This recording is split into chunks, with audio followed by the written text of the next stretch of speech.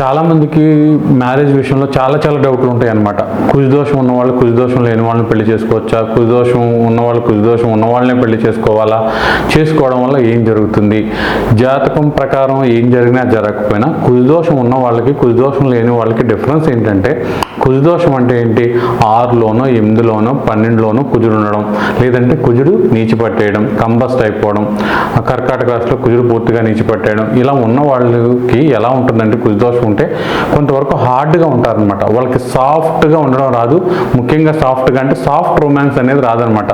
భార్యతో ప్రేమగా ఉండడం అనేది సినిమాటిక్గా ఉండడం రాదు. బాగానే ఉంటారు, బాధ్యతలన్నీ నెరవేరుస్తారు, కానీ మూవీస్లో చూపించినట్టుగా గంటకు 2 సార్లు ఐ లవ్ యూ చెప్పడం ఇలాంటివన్నీ కూడా కుజదోషం ఉన్న వాళ్ళకి రాదనమాట. కుజదోషం లేని వాళ్ళు ఇలాంటి వాటిని ఎక్కువ ఎక్స్పెక్ట్ చేస్తారు. కాబట్టి కుజదోషం ఉన్న వాళ్ళు కుజదోషం లేని వాళ్ళని పెళ్లి చేసుకోవడం వలన ఏదైతే ఎక్స్పెక్టేషన్స్ కుజదోషం లేని వాళ్ళకు ఉంటాయో అవి కుజదోషం ఉన్న వాళ్ళ నుంచి వాళ్ళకి రాక ఇబ్బందులు వచ్చే అవకాశం ఉంటుంది. కాబట్టి ఎక్కువ శాతం చచ్చిపోతారు. ఇవన్నీ చాలా వరకు అబద్ధం, ఎక్కడో రేరుగా అనమాట.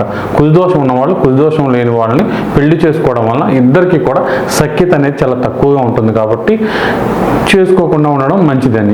ఇక ఈ రోజుల్లో చాలా కష్టం అయిపోతుంది కాబట్టి పెళ్ళిళ్ళకి చేసుకున్నప్పుడు కొంచెం అర్థం చేసుకుంటే ఏ ఇబ్బందులు లేకుండా ఉంటుంది.